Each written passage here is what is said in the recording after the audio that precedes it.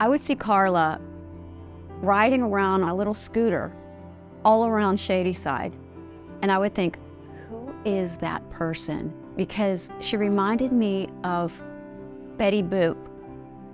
Actually, I think she had stickers of Betty Boop on her scooter, if I'm not mistaken. But she was just somebody that I knew I had to know, but I never really had the chance to meet her. And one day I worked at a tanning salon in Pittsburgh, and she came in.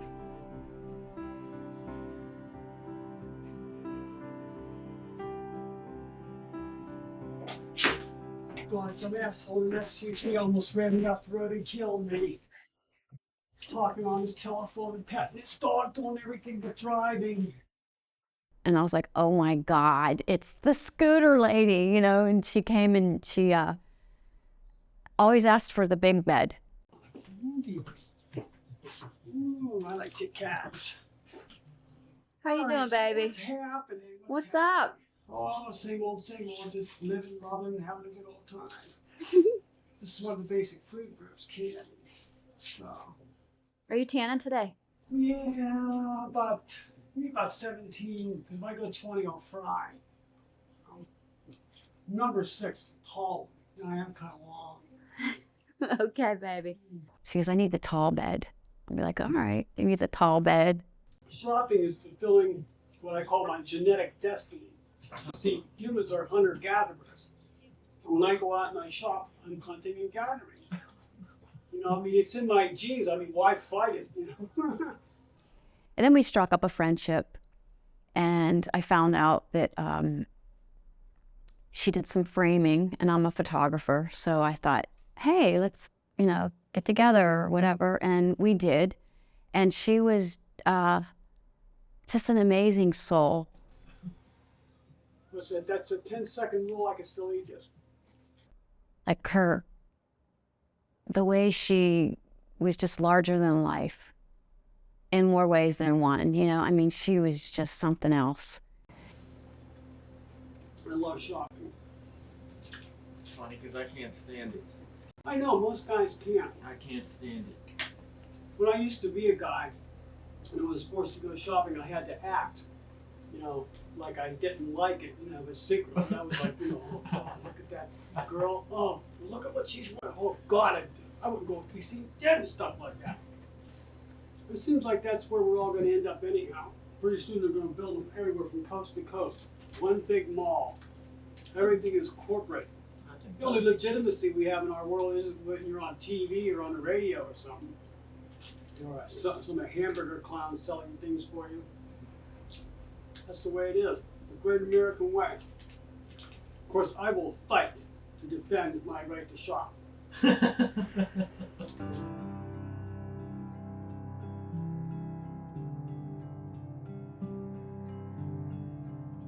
I was born Carl Edwin Beck Jr., February the 21st, 1949 at Raleigh General Hospital, Beckley, West Virginia. And although the doctors said I was a male, I spent a lifetime trying to undo that. I guess you could say that I had an abnormal childhood that was sort of everything to the extreme. I had a Bible-believing, born-again Christian-type mother, and I had a labor-organizing atheist father. And needless to say, the house was pretty strained all the time when you're between two factions like that. My mother told me my dad was going to go to hell, and when I went and asked him if he was actually going to end up in hell, he told me that he didn't really care, that he had friends in both places and it didn't bother him none. I suppose really the most grievous thing about my childhood was having my father find out that he had a sissy for a son, and my mother discovering me wearing my sister's clothes and beating me nearly to death for it. I never forget her words, and she says, "Don't you know, Carl Jr., God hates people who do things like that. He'll put you in a lake of fire and burn you for eternity."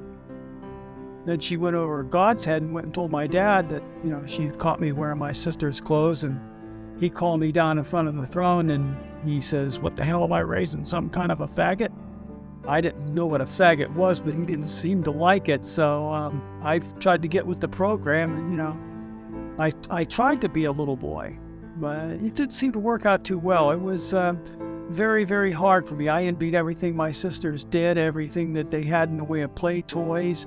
I felt very uncomfortable with the other kids. I didn't have really the normal boy interests. I mean, dump trucks and things like that were, not anything that I wanted to play with. But if mom or dad were watching, I had to really pretend. I became quite a great actress as a result of all this. You had to, because I really feared my mother would beat me to death, or my dad would set me outside in the snow or something, She told me that she struggled with this from a very early age. One of the biggest things that affected her in her life is she truly wanted to be accepted by her father. And to this, to all the time I've known her, it always would go back to that. And it was her father. I think he knew how smart she was, and he was a really smart guy also. And it was just sad that how she felt and how she wanted to be accepted. And I don't think she ever got that. As far back as I can remember, I never really thought it was a boy. I thought it was a girl. And when it was brought to my attention that I wasn't, it was, I don't know, probably somewhere around kindergarten age. The nearest I can remember. Yeah, it was probably about that time when I started going to school and having to relate with the other kids. I didn't know whether I wanted to date girls or be girls or whatever. I guess I was attracted to them and jealous of them all at the same time. I know that I had to watch myself when I was around other boys because I had a proclivity for talking a lot, like girls do, and sharing feelings and things like that. Guys just don't do that. And especially I felt very, very intimidated in gym class and things like that. I knew what the boys did to sissies. I wasn't stupid. I grew up seeing what happened to boys that were lesser than, and how the other boys picked on them and beat them down and whatever. I always lived with a great deal of fear that something like that would befall me. But being a pretty good actor, and being also pretty big, I was able to intimidate them. So I kept a perimeter around myself that said hands off, and fortunately for me it did work. It worked. I didn't get my head shoved in, but needless to say, yeah, I was very, very uncomfortable with my body, with my appearance. Girls said, "Oh, you look so great," and I really didn't see that, and I think if I was awake, I was thinking about being a woman. That's pretty much the way I lived most of my life. When she told me about when she was a little boy, my heart hurt for her, because she knew back then that she was a girl. And when you see these kids that are brought up to be what they're supposed to be as to where their heart is, it made me sad for her. Were you attracted to girls sexually? Oh yeah, undoubtedly I was attracted to them sexually. And I have to really thank my guitar playing for saving my life and allowing me to have a life, because I was so dysfunctional as a young teenager. I immersed myself in art and music, and I became very good at playing guitar. And 1964, the Beatles came out, and suddenly anyone who could play that thing was very, very popular. So here comes this little sissy nerd who couldn't do anything. Suddenly all these girls liked me because I could sing Beatles songs. And so, yeah, I had a lot of girlfriends, and I began to play rock music professionally at the age of 15. And needless to say, you've heard the stories, they're all true. They're all true, So yeah, I was attracted to them, and I did a lot of it, anywhere, everywhere, multiplicitous times. I fucked my way across America and back. It was beautiful. We would have a lot of conversations about her before she transitioned, and when she was traveling around with her band. And she'd always tell me these, these crazy stories about, being with women. I says, constantly, it's just like they would fall all over her, and one time I think I asked her, how many women have you been with? She says, hundreds.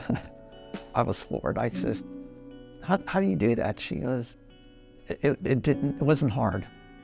She was bolder in life at that point in time before she transitioned. Sexually, were you ever into men? Yeah, that happened. I guess men found me attractive too. They told me they did, and I thought, well, maybe this thing that I have is I'm turning gay, or I'm turning queer or something.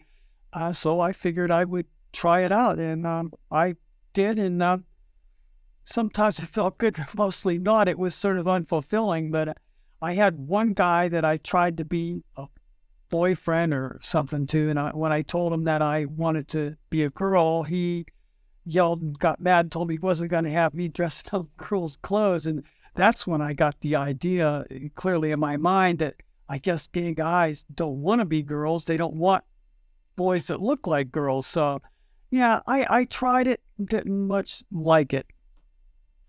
Were you ever married?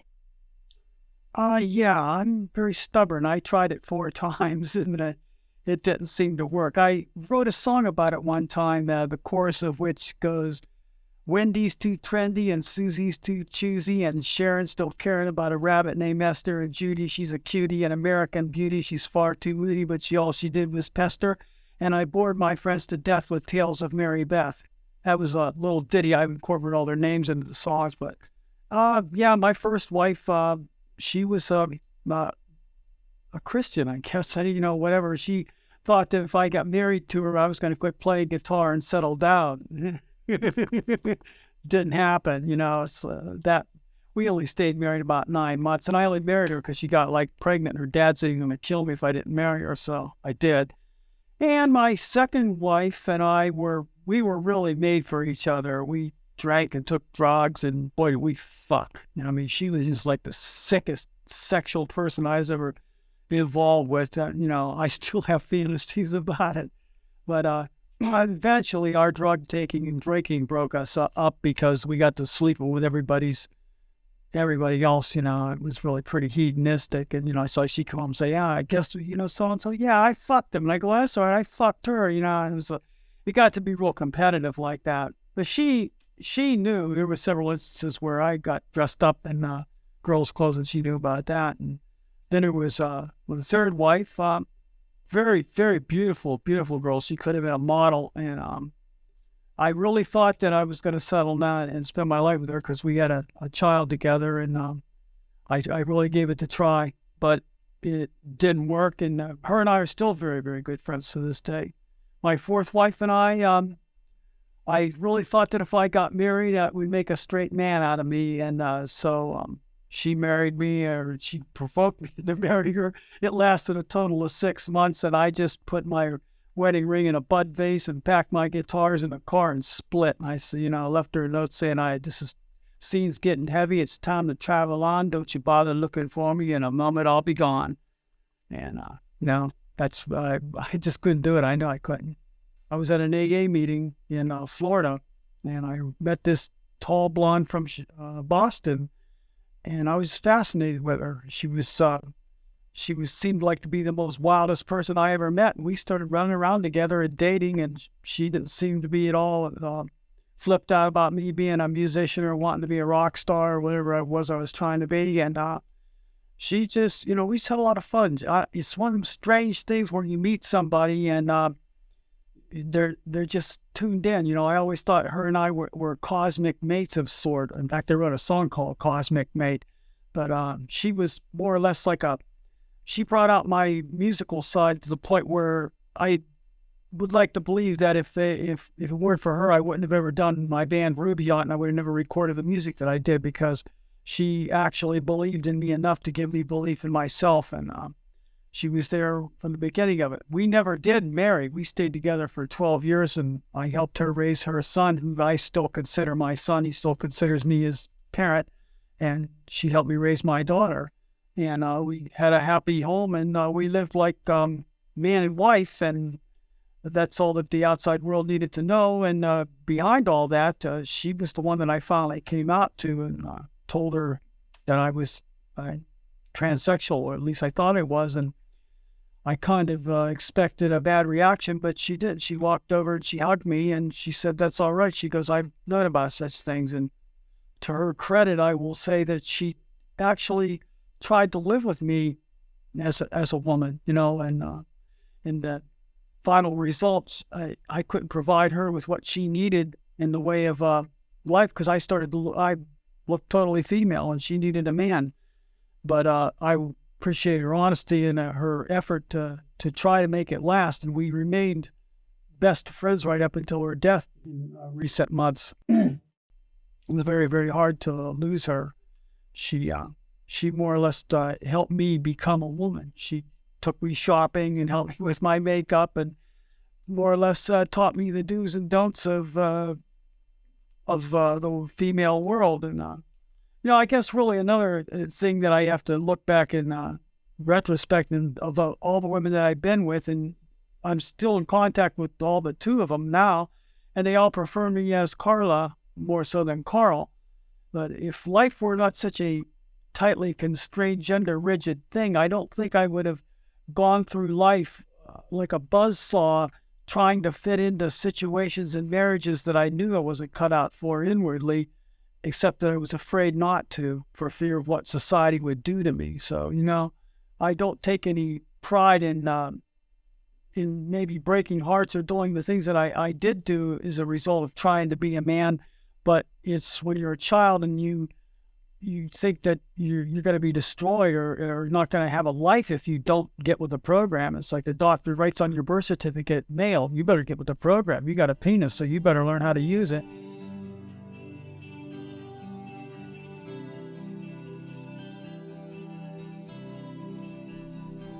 Rubaiyat was the crown of my music career. It was the first time I had absolute stranglehold control over everything, every aspect of a band. It was going to be my testament, I guess. Rubaiyat is a Persian word that means poetic philosophy.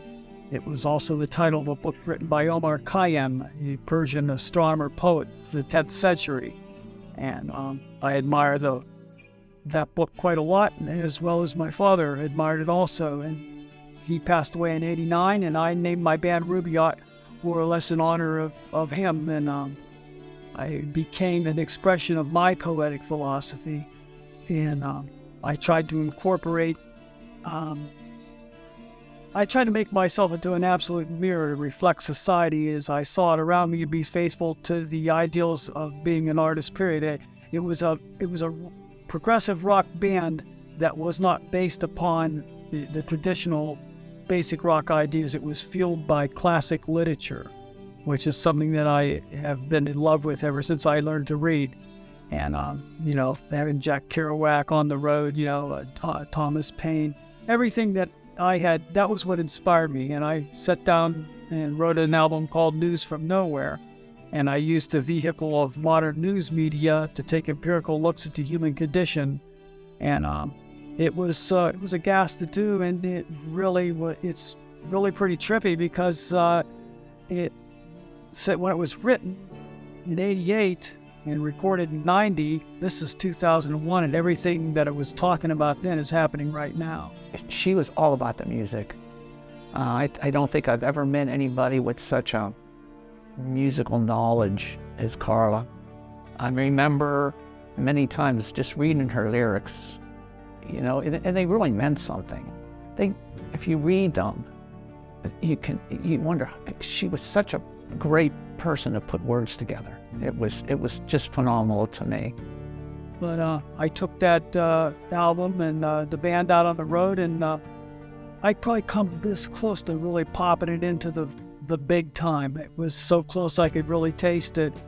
And it was during that period of time that I was on hormones and was also transitioning, and the pressure to find my true self was greater than my desire to finish this job with Rubaiyat. And I almost cracked up from it, and finally I had to dissolve the band, and I gave it up to be a woman. I just didn't fathom how I could go out and do this as a woman. Not that it couldn't be done. If I'd have started as a woman and did it, would have been fine. But I didn't want myself being the issue of what it was all about. To me, it was a sacred thing. These songs were like my children. They were, they were told to tell the truth, and that I polished them and shined them and put them out there in the world. And I very personally involved with them, and I didn't want them to be judged by, transsexual guitar player, transsexual songwriter, which, people have a tendency to do. So I gave up my music career. It was a voluntary thing. I suppose I could have a career back if I wanted to work really hard for it, but at the age I'm at now, who wants to go out there and beat yourself up doing that anymore?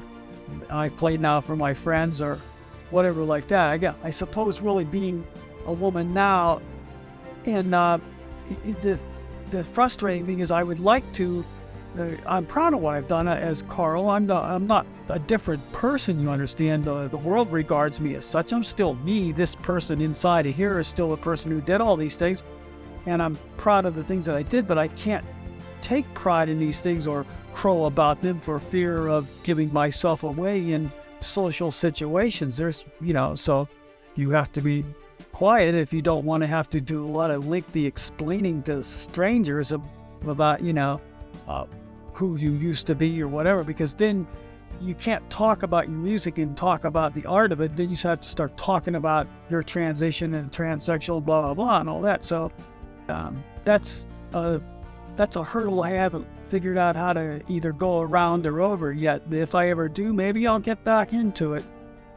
I certainly miss it. I really miss the feeling of hearing people applaud and knowing that what they were applauding for was something that came out of your heart and in your mind. And, maybe you've touched somebody in a way that they, I had a woman walk up to me after a gig one time. She goes, "Did you really write that song?" And I said, "Yeah." And she says, "It changed me." I said, "Phew, I never thought anyone would say anything like that to me." It really was, that's the most amazing thing that ever happened to me, I suppose, during that. But yeah, being on stage and playing, that's the biggest high of them all. I used to do drugs and nothing ever made me that high. It's going out and doing that. I miss it a lot. Before this all happened with the documentary, I asked her if I could photograph her for an exhibit that I was doing. And she came, and it was nude. I said, "Would you mind going nude?" And she was like, "I'm down." She was proud of her body. And what a body. I mean, beautiful. But what really, really struck me was she brought a CD of Rubier, her album, from back in the day. And she said, "Would you put this on?" I said, "Absolutely," because I wanted her to feel comfortable doing the nudes.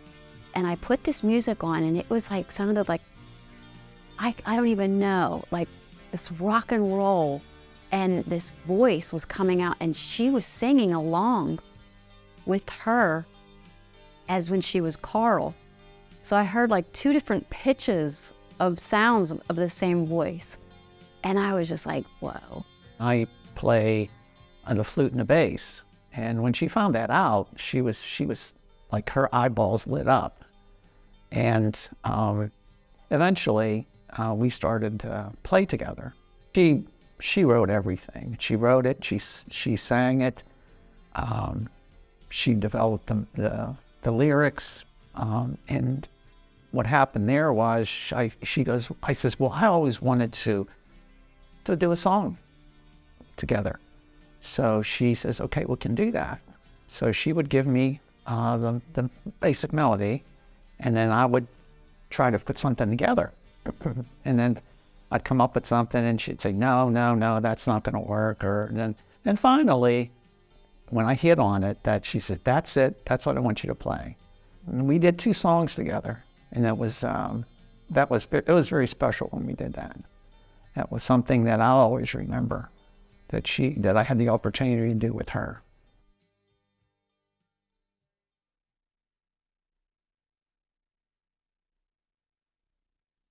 I suppose really from the time I heard 2 words, Christine Jorgensen, and I was probably 10 or 11 years old, and I heard those 2 words, and I knew that that person was what I was. I knew that she had done what I heretofore didn't know was possible. You know, she was transsexual. She had gone to Sweden as a man and came back as a woman, and they had her in all the newspapers, and I could not find enough stuff to read about her, but I knew one thing. I knew I wasn't the only person on the planet that was like this. And I thought, if she could do it, I could do it. I suppose it was then that I decided that if it ever was possible, I would do it. When I actually got around to doing the deed, so to speak, it was 3 years ago, and it was after saving a lot of money. Not as much as you would think. Actually, it's slightly under $10,000 to have it done in Canada. I had been living for 5 years as a woman, and I had resolved myself that, regardless of what my anatomy was, I was happy. And if I had to live in the netherworld of both and neither, I would, rather than go back to presenting myself as male. And I was very, very happy in that. But when it became evident that I had enough money to go and do it, I made the appointment and went. And I have never looked back. And I guess it's sort of like the icing on the cake. And it's not something that anyone but you or your partner will see, and you looked at me before. I look exactly the same. This is just, I guess, really, it was the final curing of the long soul sickness that I had, and yeah, it makes me real happy. According to the Harry Benjamin Standards of Care, which is something that every translation gets used to hearing, you have to have at least 2 letters by 2 psychoanalysts, 2 psychiatrists to recommend you for GRS, gender reassignment surgery. And I went to 2 different people for this. And in the effort to be totally honest, I brought my brother in, I brought Sandy in, I brought my daughter in, I brought everybody in, and I wanted to make sure, that this is I knew I was, but I wanted someone else that was had a license on the wall to agree with me. And it wasn't. Nobody said I wasn't. I was already living as a woman by the time I started into therapy, and no, it was just one of those things you got to go through. Whenever she was going to get her surgery, we looked around at I know she looked at different places, and then she'd actually decided on going to Montreal. So I went up with her a few times. I guess really it meant a lot when I got the letter and it said, you have been, diagnosed as gender identity disorder and you were heretofore recommended for the surgery. Yeah, that was sort of like graduating from college or getting your master's degree. It's like, okay, yeah, I already knew that, but, let's get on with it. And I had both my letters for 2 years before I got the operation. So that just goes to show you that I wasn't really on a fast track to do it. I remember we were in the waiting room. She was all prepped. She was in the bed. And the nurse came in and says, "Okay, Carla, we're ready for you." She jumped out of bed. She couldn't wait to get through that door to get down to the surgery. We started talking about the surgery, and I don't know why I asked, did it hurt? Did it hurt?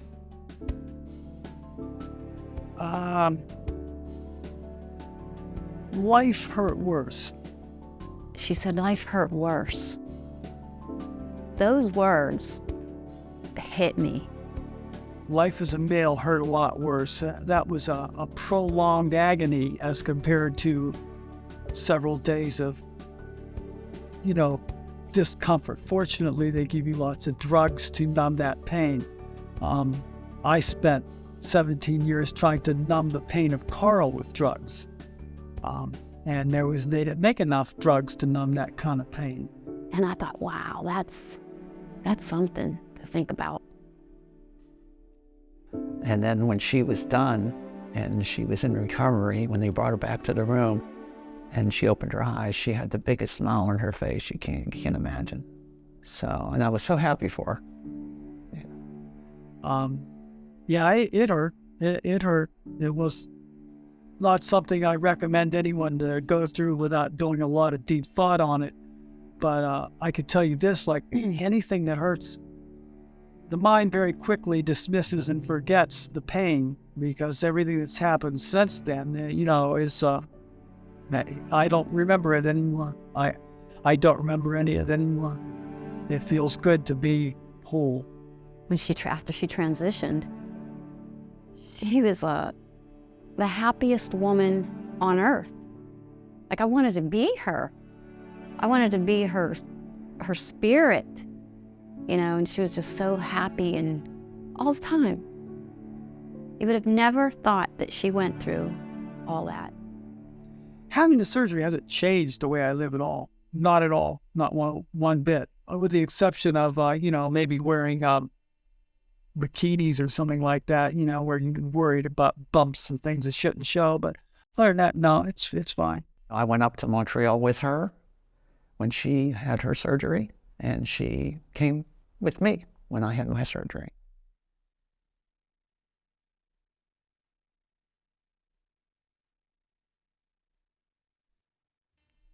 Are you a lesbian? Well, yeah, I guess. That depends on who you are and what you allow yourself to believe about people like me. Because if you said, well, if you were born a male, you're always a male, blah, blah, blah, then you would think, oh, well, you're a straight guy that dresses up like a girl and has sex with women.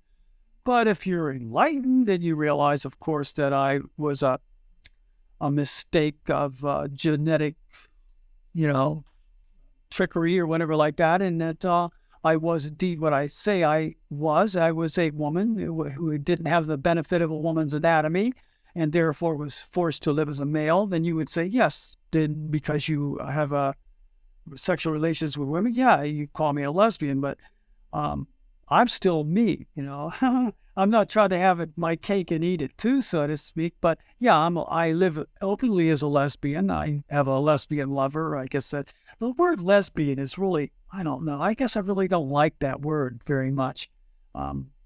I don't really, for lack of a better one, I suppose, yeah, that's what I am. But I guess it sounds better than queer or fag or something. I don't really know. I'm just me. I'm still the same old me. I've been so many different things in my life that what's another name? Come on.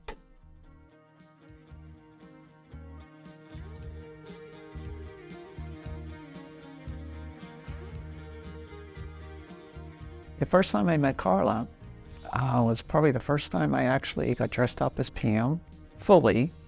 And there was a get-together at one of the restaurants in town. And I had sat down beside her, and we just struck up a conversation. And, from that moment on, we became fast friends. She tweeted the other, she's kind of cute, but she was like me, so I didn't make any moves on it first. She got him. And you're not supposed to be there for a support groups thing to do things like that. She was very nice. Do you remember what I was wearing? A dress. A dress. I would just wear a dress. A nice dress. We just exchanged phone numbers and just started chatting on the phone. But she was a true force. You could tell from the moment you met her that she was just bubbled. Well, I know exactly which dress I was wearing. I caught you. She's my significant other. It's hard to rhyme in a song, Oh, my significant lover, you're my only. It doesn't rhyme much with anything, but no, Pammy and I didn't set out to fall in love. It sort of came to us by stealth, I suppose. She had a massive presence wherever she went. I mean, when Carla was in a room, you knew it.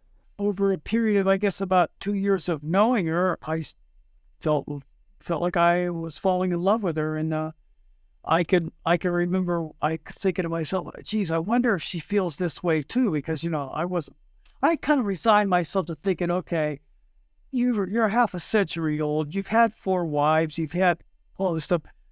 Don't get involved. It's like, you ain't no good at it. And I was like happy being a gypsy, just riding my scooter and, going to rock concerts and, just hanging out. She was truly a unique individual. As soon as you met her, you could tell. That's how she just oozed it. When you fall in love, when you got that frame of mind, it's another cost of luxury. A lot of times people go out looking for things when they're lonely. Well, I wasn't lonely. I lived alone, but I wasn't lonesome, and there's a big difference, And so you're not trying to find someone to put in your life to build you up or to fill you out or fill you up or whatever the case may be. It was a real wonderful thing to find out you were in love with somebody. And then the fearful thing was, oh God, I don't know if she feels the same way. I thought she did. It seemed like she did. And, I said to her one time, we were talking, and I go, I says, I never thought about this before, but, I guess really I could be in a relationship with a TS woman, or, I've thought about it. I said, I know I've heard of it. I've heard other people have done it. And she goes, oh, yeah, that's, so I thought, oh, positive reaction. Okay. How am I going to take it to the next step? Because Pammy's a painfully shy girl. Now she really is, And so one night I just decided, okay, I think she wants me to kiss her. But she's sending out all that energy, but like, I don't know if I should move or not. Should I not? This is so crazy. Well, so what? Everything else has been crazy in this life. I went for it, and I kissed her. Just like I told her later, my knees got weak. But it was like amazing. And then it wasn't like one of those, because at the time we were both before the operation, so our apparatuses were definitely not designed for anything. This is really bizarre. It's like you're two spirits that really want to get together, but it ain't going to happen because there's too much convoluted flesh between you. But we learned to love each other just as people, and just snuggle bugging at night and hugging and all that, and really wasn't I don't guess it wasn't a sexual thing that anybody on this planet would understand as yet. And then I went and had my operation first, and we kept getting closer and closer. And then we had a few encounters that way and found out that it just sort of didn't work that way either. And then when she got her operation was all done, then it became, wow, it's like, so this is how all this stuff works, I like to tease her because she's, like I say, she's shy. So I'll say, hey, Pammy, guess what? We're lesbians. I said, how does that feel? I go, you think we're doing it right? Maybe we should go buy a book, so we can learn. So we done. So God, we did. We bought a book on lesbian sex, And then we went to the toy store. Oh, I got to tell you, we went to the local toy store. One of my gay friends works up there, and like, he sees us coming in. He goes, oh, Jesus, fuck. He goes, I don't know what is wrong with you girls. He goes, you had him, you got him cut off, and now you're in here buying all these fucking toys. He goes, Jesus, fuck. And I says, hey, you ever think, I was just fucking with him. I says, well, maybe you ever think we made a mistake. I like to have one that's interchangeable anyhow, So we've been, it's just sort of like a smorgasbord out there, you do all that. But any result at nighttime, we would just snuggle, bug, we make spoons and fall asleep in each other's arms. That's, I really never thought that after 52 years of fears and beers and tears and cheers and guitars and bars and scars and every other thing that's, come at me, that I would actually find myself in love and happy and, content. It's like, I guess really I deserve it. Boy, do I deserve it, life's good. It really is. She was a very special person, and you don't find many people like that in the world today.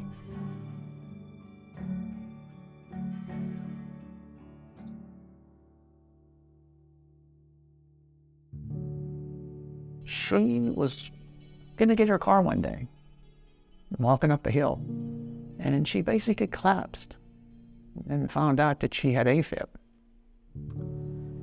So, long story short, she was being treated for that for quite a long time. little did we know that, and she really kind of withheld some things from me. She didn't really tell me everything that was going on with her. They were monitoring her liver functions, and her liver functions were kind of up and down. They weren't stable, and they were attributing it a lot to the AFib.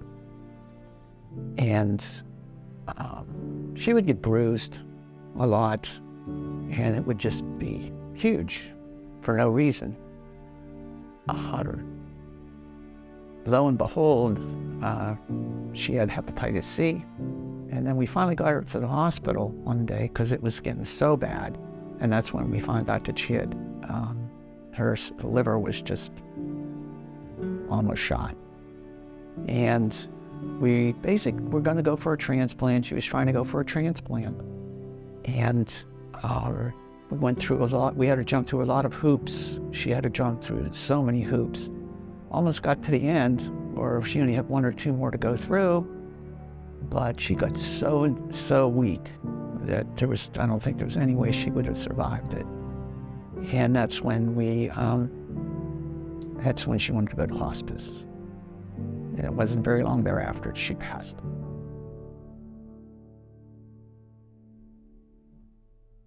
Well, recently something just happened with somebody trans that I knew, and it made me a little bit upset. It made me start to think about Carla. And I thought, I want to get together with her, and I want to finish this documentary that we made, almost 20 years ago, and let's do a recap of it. Let's see how she is now. So I called her, and I heard it was a busy signal.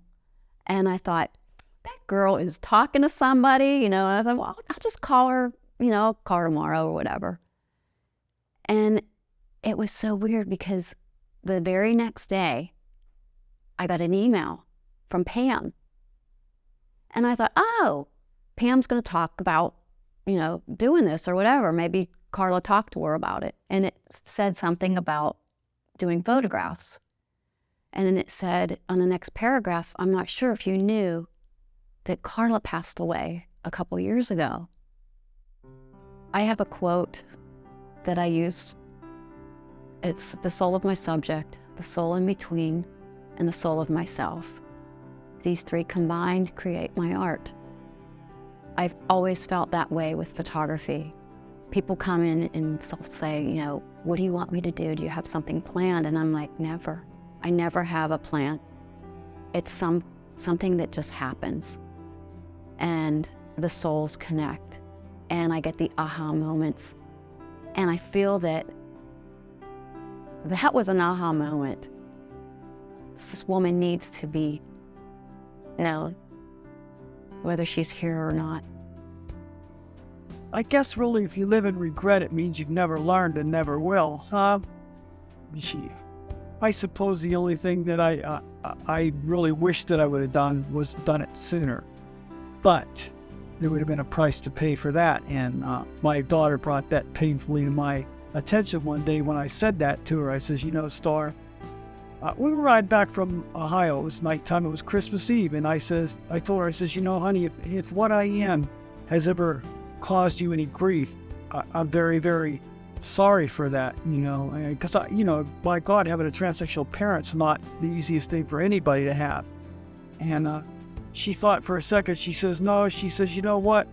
I kind of like what you are, because she says that I use it as a barometer to determine whether people are worthy enough to be my friends or not.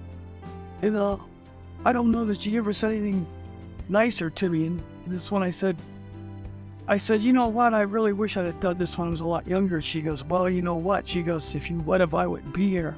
I wouldn't be your daughter.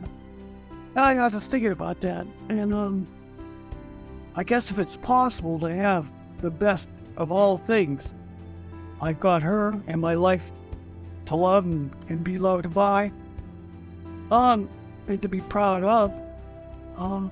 And I've had the love of 4 wonderful women prior to Pamela, and 3 of them still love and care for me very much and accept me just as I am. And I guess really we're all one big family because we adopted each other. We never let go of the person love that we had for each other. Like, Susie, Judy, and Sandy's passed on now, I can remember I did my first gig as a female. I went out and played this little club in Youngstown, Ohio one night, and then in the front row was Susie, my second wife, Judy, my third wife, and Sandy sitting there and wishing me well. Is that something that, this ain't real. It's like people say, you should write a book about your life. I go, you would think I made it up. Maybe I did make all this up, but I don't think so because I actually remember all this stuff happening. No, I don't have any regrets. I don't really know that this is the wildest trip I've ever been on. Like Sandy believed in reincarnation. And I just hope if I come back again that I'm put right from the beginning so I don't have to spend all this time and all this woe and grief trying to get things right, Thank you, Carla. Is that going to work?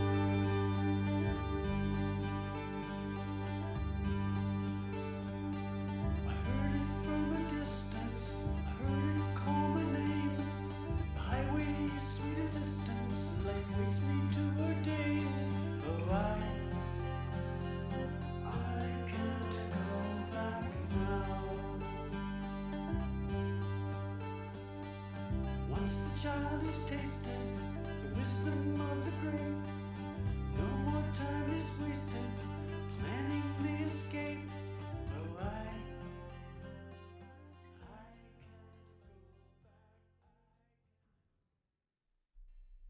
I'm a very complex person.